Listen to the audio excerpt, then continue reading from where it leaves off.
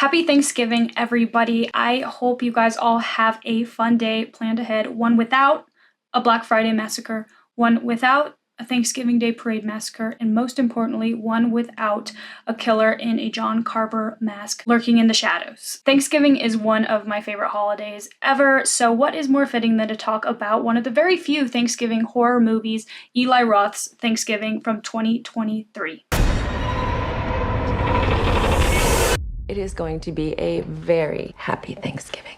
Thanksgiving follows a small town in Massachusetts that is terrorized by a killer in a John Carver costume 1 year after a tragic Black Friday massacre that took place in our main character Jess's dad's store. This movie's all kinds of fun, all kinds of up, all kinds of self-aware, all kinds of campy, which is what makes it so fun. Something I love about this movie is it's one of those movies that is pretty gory and super ridiculous, but it's still funny and has some pretty clever moments. It has almost every cliche character possible. We have a relatively level-headed protagonist, some super dumb young friends, the rival jock and cheerleader from the rival high school, a loud, foul-mouthed waitress at the local diner, a rich dad with a gold-digging wife who is more concerned about bad publicity than literal people getting murdered in their store, a rock and roll kid trying to sell guns to his high school comrades, both a nerdy, insecure boyfriend and like a jock boyfriend who are constantly at odds with each other, and then a seemingly normal cop. Literally, who else do we need to create a silly, campy horror film?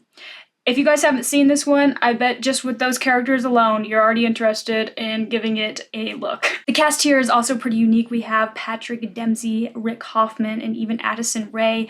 I feel like the older generation might be attracted to this movie because of Patrick Dempsey, but also Addison Rae probably will bring in some of the younger generation. I wasn't super familiar with Addison Rae. Once I was doing some research after this movie, looking up some of these actors that I didn't recognize, I realized that Addison Rae is a giant TikToker, a Gen Z TikToker who is funny. She actually doesn't do bad in this. Apparently she's gotten a lot of hate, but I did find this clip that is just pure gold. I have to show you guys this. In between. Okay, and if she's not Asian, what are you guys gonna say? She is Asian. You don't know that. She could be Korean. No hate at all. I actually liked her in this movie. I think that she plays a good kind of like relatively dumb friend in a funny horror film. But not only do we have a unique cast, there is some acting that does stand out, definitely not all of it, but our lead character Jess, played by Nell Verlaque, I thought actually did a pretty good job here. I'm glad that in this movie, with all of the ridiculous aspects of it, that we were actually given a pretty level-headed protagonist, someone that is pretty easy to relate to. There's some pretty good kills in this film. There's a lot of kills that incorporate the Thanksgiving season, which I like. There's turkey incorporated in kills. There's like corn holders incorporated in kills. There's a trampoline kill that had me cringing. There's an absolutely ridiculous trash bin kill that had me dying.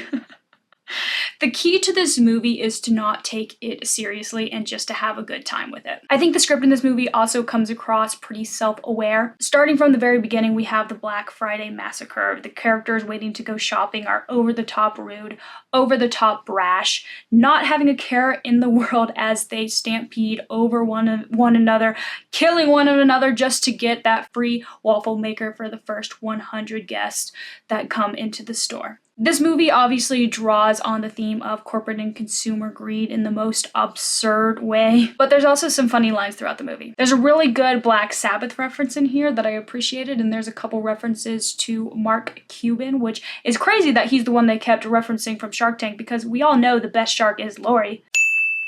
But anyways, there's a lot of good one-liners here. There's a good bit of clever humor too. All in all, I think the script was well written for the movie that they were going for, the movie that they were trying to portray. I enjoyed the ending as well. There's a lot of twists and turns, which I like. Jess once again proves that she's a badass, and the movie gets left in a state where we can look forward to a second one. I think there is a second one coming out next year, actually, so something to look forward to. Given what the movie is, I don't really have too many issues with it. I have a couple nitpicks.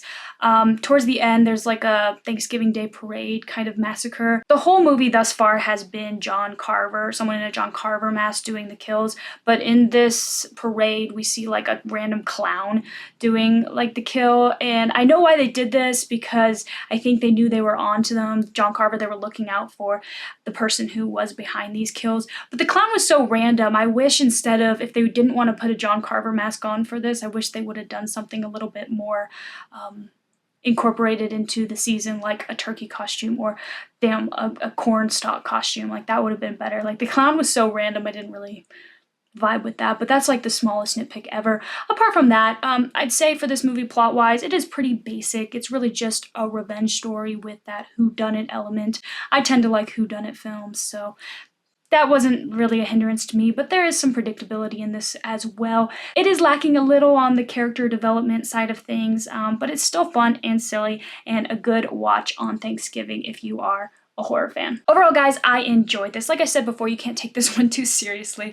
While it is silly, it still has some underlying themes and lessons of how greed, revenge, and really social media can allow us just to act like literal maniacs, literal animals. In the most personified way. I give this a 4. A slightly undercooked turkey, but still a full Thanksgiving meal. I have fun with it, and I enjoy Eli Roth's work here. Let's see what the overall consensus is. All right, we got an average score of 3.3, 84 Rotten Tomatoes. That's pretty high for Rotten Tomatoes. This is kind of what I was expecting. Yeah, your typical silly, gory Thanksgiving slasher.